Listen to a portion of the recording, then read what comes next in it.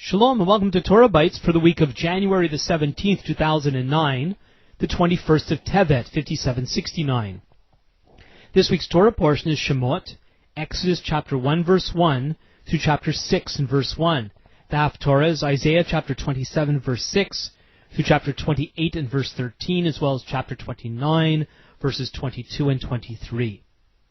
This week's message is entitled, The Foundation of Anti-Semitism.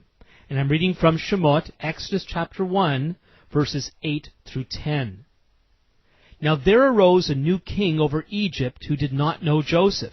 And he said to his people, Behold, the people of Israel are too many and too mighty for us. Come, let us deal shrewdly with them, lest they multiply. And if war breaks out, they join our enemies and fight against us and escape from the land. The first recorded expression of anti-Semitism is perhaps the Egyptian oppression of the people of Israel prior to the Exodus. At first glance, Pharaoh's fear of the Israelites' potential threat may sound reasonable. What was Pharaoh's guarantee that they would not turn on the Egyptians one day? But why assume the worst, especially when relations between these two peoples were good for so many years? There's no reason to think that Egypt was in danger at that time. The slim chance that Israel would support Egypt's enemies became in Pharaoh's mind an enormous and immediate threat that required extreme and aggressive action by way of methodological oppression through enslavement.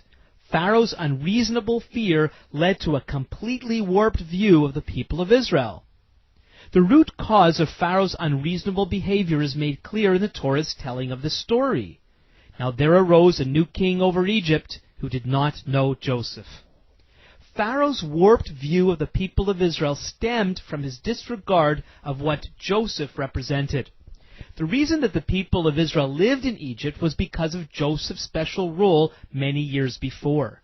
Inspired by God, Joseph foretold of a coming famine and counseled the Pharaoh of his day to adequately prepare for it. Recognizing Joseph's wisdom for what it was, Pharaoh appointed him administrator of both the preparation for the coming famine and the distribution of food during it. When Joseph was eventually reconciled to his family, Pharaoh invited the whole clan to settle in Egypt, where they prospered. Disregarding this history severed the good relationship enjoyed by Egyptians and Israelites for generations. The presence of the Israelites in Egypt was no longer regarded for what it was, a reminder of God's blessing upon Egypt.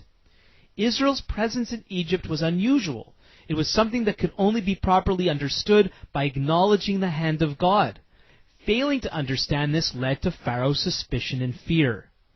Israel's experience in Egypt foreshadows its entire history. Disregarding God's role in that history is the very foundation of anti-Semitism. Failure to recognize God's hand upon Israel results in the kind of insane abuse encountered in Egypt so long ago. Israel's place in the world will always seem strange when God is not taken into account.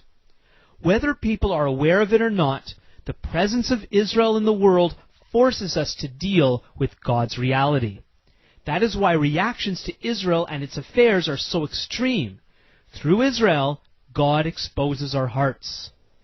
2 weeks ago I discussed how Joseph's brother's resentment of him was actually symptomatic of their disregard for their father. In the same way, how we view Israel exposes aspects of our relationship to the God of Israel. Israel's unique place in the world is not random, nor is it due to political intrigue, economic manipulation, or military might. Just like their presence in Egypt long ago, Israel's existence today is due to God's providential hand. This is not to say that Israel and the Jewish people are beyond criticism and correction. Israel, like all nations, should be accountable to those who uphold God's justice and righteousness. But this must be done with respect and humility, not because Israel is better than any other nation, but because of God's vested interest in Israel. For not only does Israel have a special place in the plans and purposes of God, in its prosperity and security is blessing for the entire world. Torahbytes is located on the web at www.torahbytes.org.